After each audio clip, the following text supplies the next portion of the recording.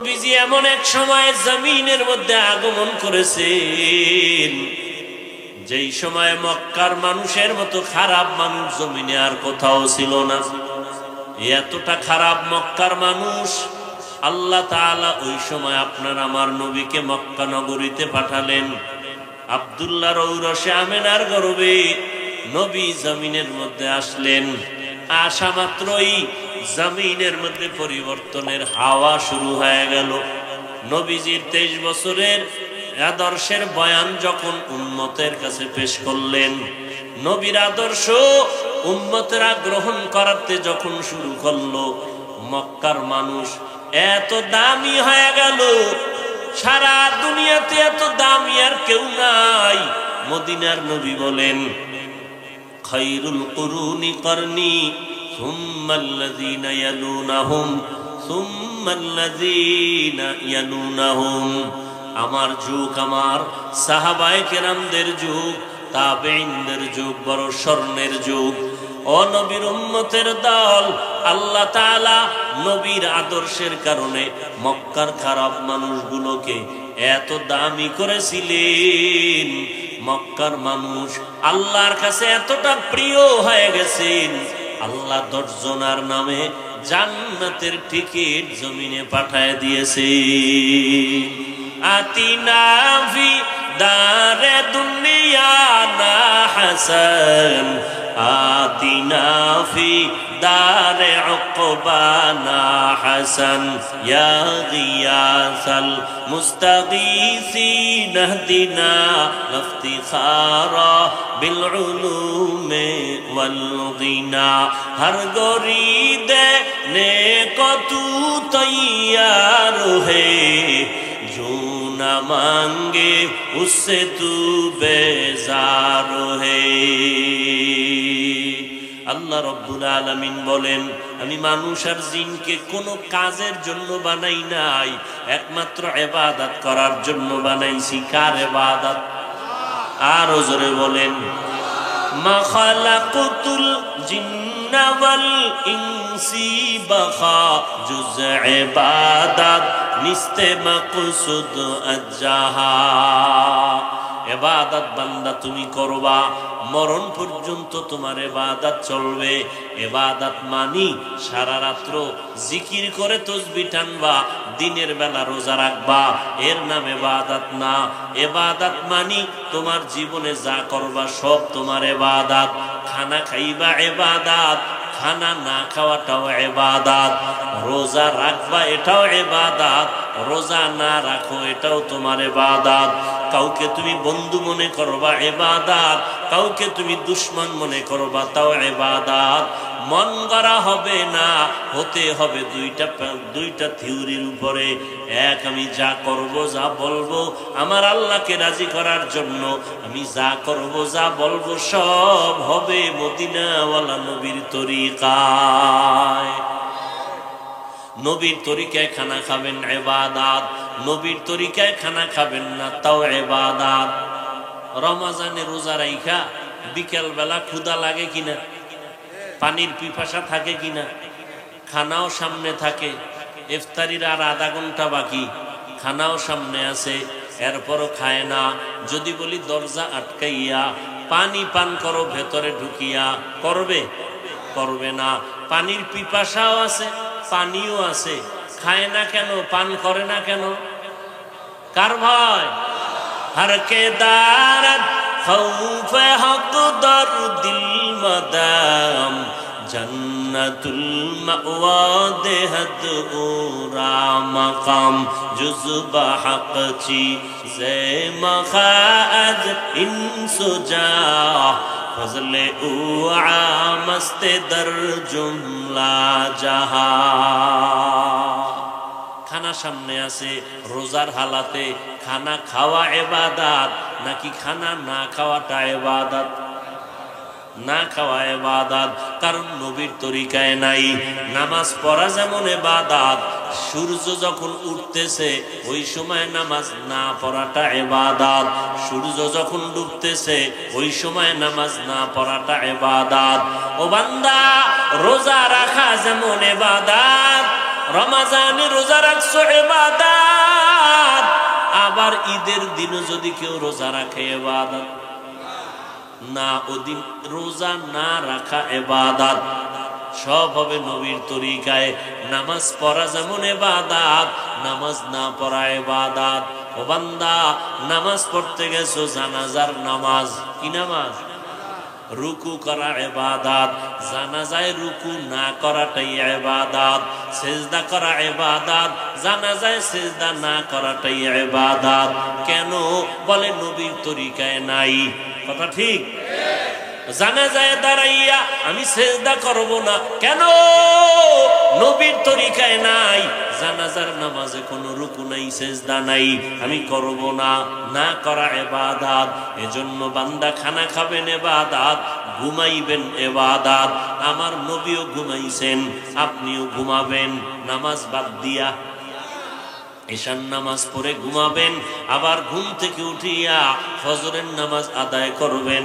আপনার ঘুমটা হবে ইবাদত। কাউকে বন্ধু মনে করবেন ইবাদত। বলে কারে বন্ধু মনে করব? আমার আল্লাহ পাকের যে বন্ধু, আমার নবীর যে বন্ধু, সে আমারও বন্ধু। আবার কাউকে দুশ্মন মনে করবেন, তাও ইবাদত।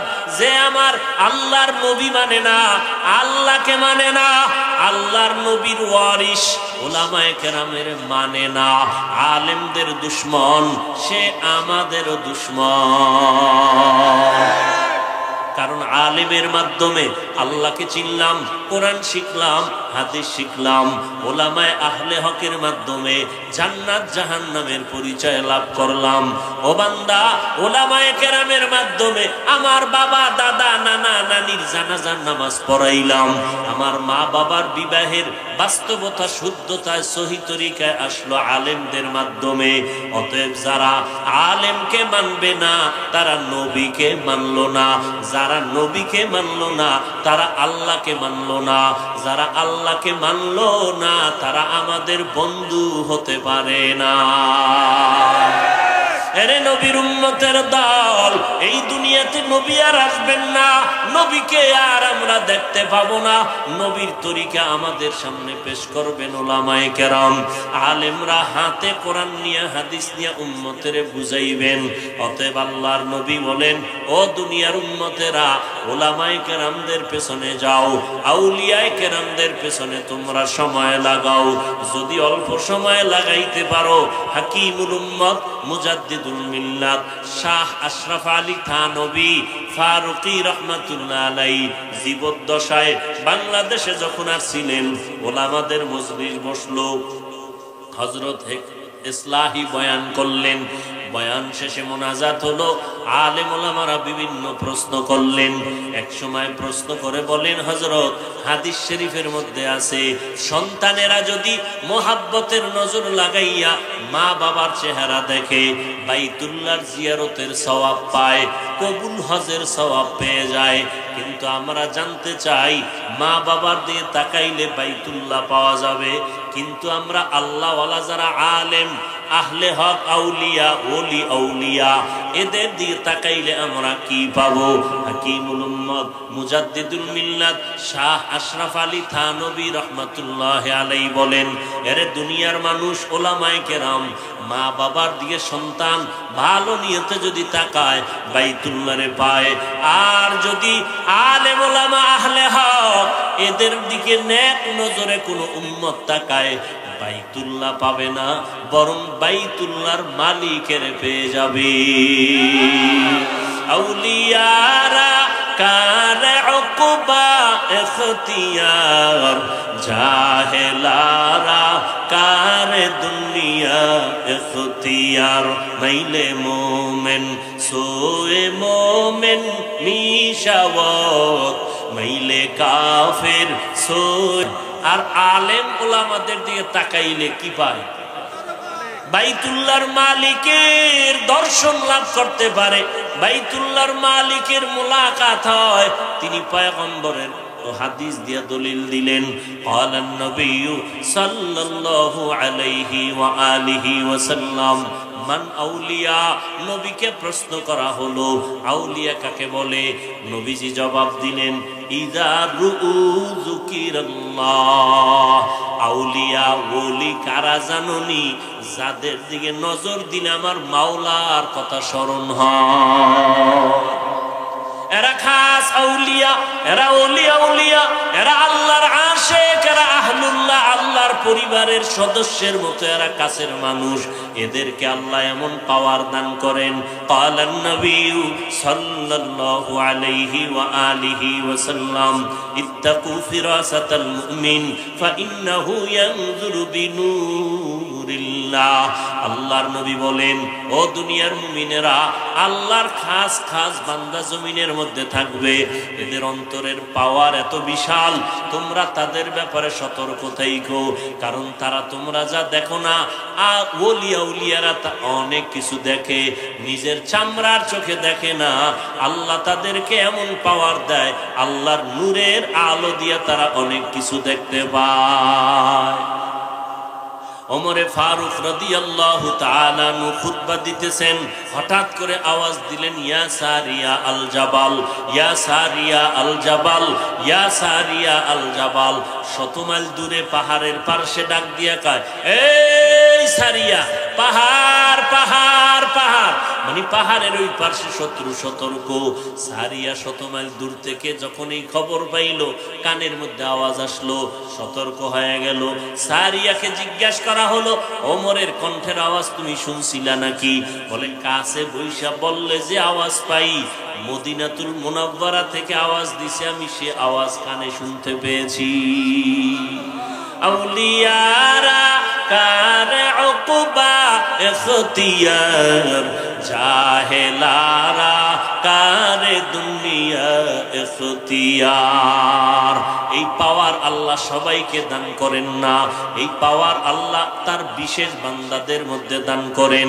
যেই বান্দাগুলো মুরাকাবা মুজাহাদা করতে করতে করতে করতে আল্লাহর দিকে অগ্রসর হয়, আল্লাহর মহব্বত এত অন্তরের মধ্যে জমা হয়ে যায়, বান্দা এখন আল্লাহকে ছাড়া কিছুই চিন্তা করে না।